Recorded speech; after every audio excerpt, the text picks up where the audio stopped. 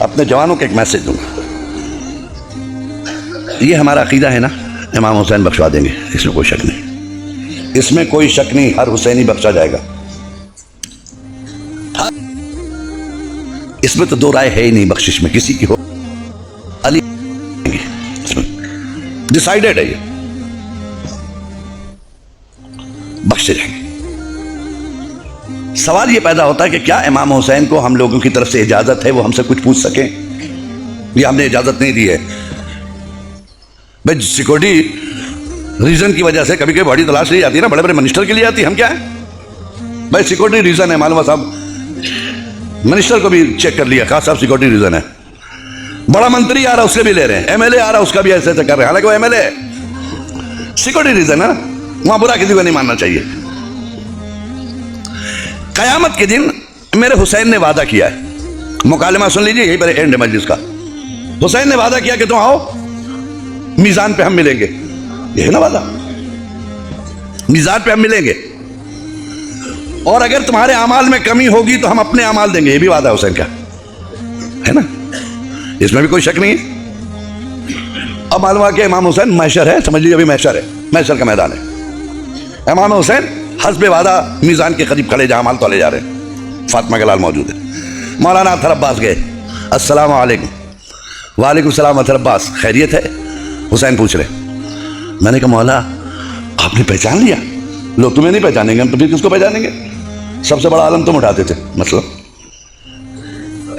सबसे बड़ा तबरुक तुम बांटते थे, सबसे बड़ी नियाज महल्ले में तुम्हारी थी, कैसे नहीं पहचानेंगे अतहर अब्बास? जी शुक्रिया मौला। और ये कह के हमने जन्नत की तरफ देखा,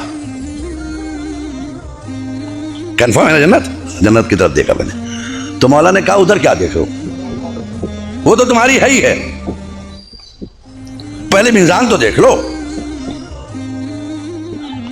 यहां से तो गुजर रही है ना, वो तो तुम्हारा है, तुम उसके लिए परेशान ना हो, मैं हूं ना जन्नत के सरदार। नहीं मतलब ऐसे ही मैं देख रहा था उसको। अच्छा जी मौला बताइए मैं क्या करूं मीजान में? कह रहे ये गुनाह तो इधर रख दिए गए हैं, उसमें तो किसी का निकालना नहीं, सब है रेडी है, सब रख दिया गया, तुम अपने अमाल रख दो इस पर, बस नमाज निकालो। मौला शर्मिंदा है, क्या हुआ, क्या घबराओ नहीं, थोड़ा से भी वो निकालो ना, हम है ना, हम मिला देंगे, अपने अमाल देंगे, अपने खुदा से कहा कि मैं अपने अमाल दूंगा इन्हें, कमी होगी तो हम देंगे, है ना, निकालो। नहीं पढ़ा हो तब ना, अब सर बाल बेचारे पर इधर उधर सर खुजा रहे हैं, अरे काहे घबरा रहे, रखो नमाज पढ़िए ना, रखो। नहीं हुजूर क्या बताएं, सॉरी बहुत शर्मिंदा है, क्या है? अरे क्या बताऊं, मौली साहब भी क्या बोले, अभी परेशानी हो रही मौली साहब के चक्कर में। क्या मौली साहब के चक्कर में आपको परेशानी हो रही है तरबाज साहब? अरे वही कहते थे कि नमाज की खजा है मगर मजलिस की खजा नहीं है। हुजूर मैंने कभी मजलिस खजा नहीं की, नमाज खूब खजा की है। क्या मिंबर से कहते थे नमाज खजा है, नमाज फिर दोबारा पढ़ लेंगे, अजान होती थी हुजूर उठने नहीं देते थे, तकरीर करते थे वो, और ये कह देते थे नमाज की खजा है मजलिस की नहीं है, लिहाजा हुजूर नमाजें खूब खजा की। अच्छा फिर भी सोचो कुछ नहीं। अरे रुकिए हुजूर, हुजूर दो रकत नमाज ईद के दिन पढ़ी थी। तो मौला ने मुस्कुरा कर कहा भाई यहाँ वाजिबात का सवाल हो रहा है, तो सुन्नत है दोस्त, जब ना भी किए होते तो चलता मुझे। निकाला भी सरवर खुजा के, 2 रकत तो ईद वाली और 2 रकत बकरीद वाली, 2 रकत नमाज हो भी। अच्छा नमाज नहीं पढ़ी, सॉरी मामा, अच्छा चलो जाने दो, कोई बात नहीं। रोजा रखा होगा तुमने, वही रखो, रोजे रखो। हुजूर डायबिटीज का मरीज था ना, डॉक्टर ने कहा था हर 2 घंटे में कुछ डालो ना बीमार पड़ जाओगे, तो हुजूर रोजा रखने का मौका ही नहीं मिला, खाली डायबिटीज नहीं हो। अच्छा रोजा भी नहीं रखा, बस मेरे साथ चलिए आप। अच्छा तो फिर वाजिबात में क्या रहा? हज किया होगा तुमने? कि नहीं हुजूर हज मत पूछिए, इतना महंगा हो गया था हुजूर, कई लाख का, हमें इस्तिताअत ही नहीं थी हुजूर, इतना पैसे ही नहीं हुआ कि हज तक जाएं। अच्छा हज भी नहीं किया आपने ना? नहीं। अच्छा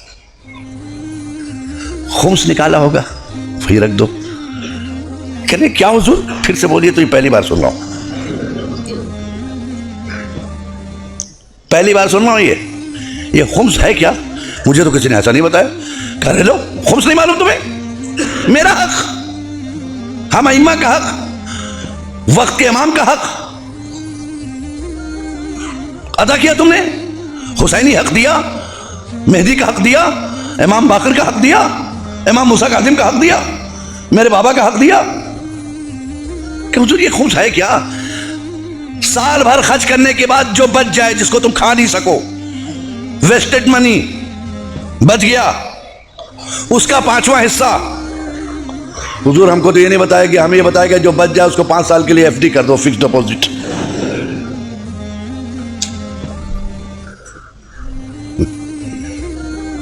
फिक्स डिपॉजिट कर दो। हमने हुजूर फिक्स डिपॉजिट कर दिया उसको।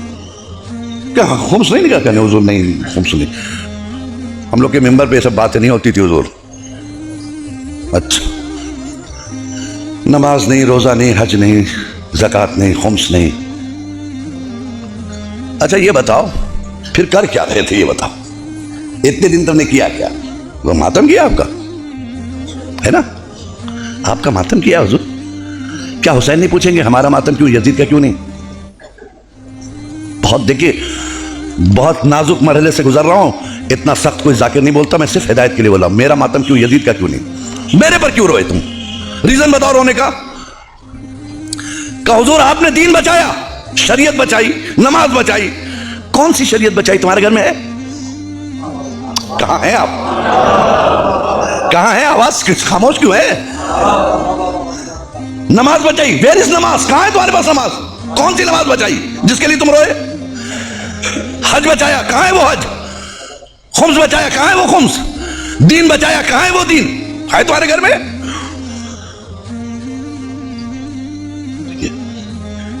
हुसैन को हक है ना पूछने का, या नहीं है? ये अथॉरिटी आपने नहीं दिया। आप है कौन?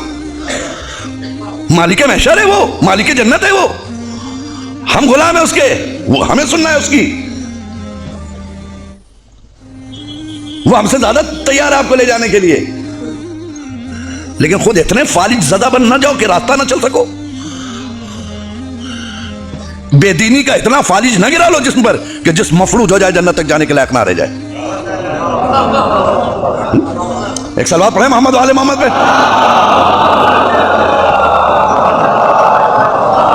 बेदीनी के का इतना फालिज जिस्म पे न गिरा लो कि पूरी बॉडी तुम्हारी मफलूज हो जाए कि उठ के जन्नत तक जाने की सलाहियत ना रह जाए, क्योंकि तुम फालिज ज़दा हो। हुसैन ने पूछा, चाहिए बताओ हम में और यजीद में फर्क क्या था? इतना ही बता दो, हम तुमको पास कर देंगे। चलो एक सवाल का जवाब दे दो, जन्नत में चले जाना।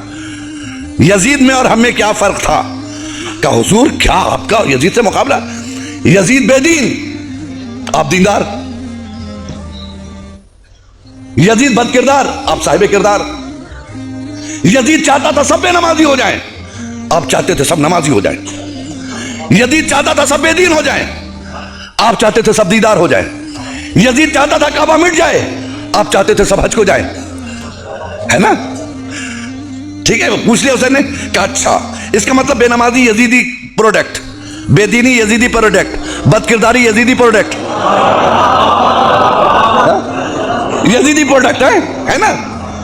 यजीदी प्रोडक्ट, बेदीनी यजीदी प्रोडक्ट, झूठ यजीदी प्रोडक्ट, नमाजी हुसैनी प्रोडक्ट, रोजेदार होना हुसैनी प्रोडक्ट, दीदार होना हुसैनी प्रोडक्ट। इसका मतलब करबला में 2 कंपनियां थी, एक का प्रोडक्शन क्या था? नमाजी, रोजेदार, हाजी, ज़कात देने वाला, सच्चा। दूसरे का प्रोडक्ट क्या था? शराबी, जुआड़ी, बेईमानी, बेदीनी। ये है ना? हुसैन ने पूछा, अच्छा आप बताओ, बेनमाजी नमाज ना पढ़े, ये मैं चाहता था, ये यजीद? कहा तो वो यजीद चाहता था। अच्छा तो यजीद की तुमने बात मान ली है। बदकिरदारी ये किसका प्रोडक्ट था? का यजीद का। क्या तुमने अपना लिया है? बेदीनी यजीदी प्रोडक्ट तुमने अपना लिया। रोजा नहीं रखा, यजीद का काम किया। ज़कात ना दिया, यजीद का काम किया। खुम्स ना निकाला, यजीद का काम किया। नमाज नहीं पढ़ी, यजीद का काम किया। कारखाना किसका चला रहे हैं आप? है? कहीं ऐसा ना हो कि हुसैन आखिर में एक जुमला कहें, सारी जिंदगी यजीदी फैक्ट्रियों में काम करने वालों, हुसैनी दफ्तर से मजदूरी मांग रहे हो। सलवात पढ़े मोहम्मद वाले मोहम्मद पे।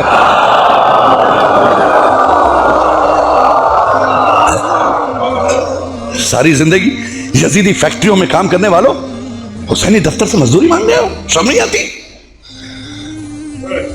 कोई ऐसा काम नहीं किया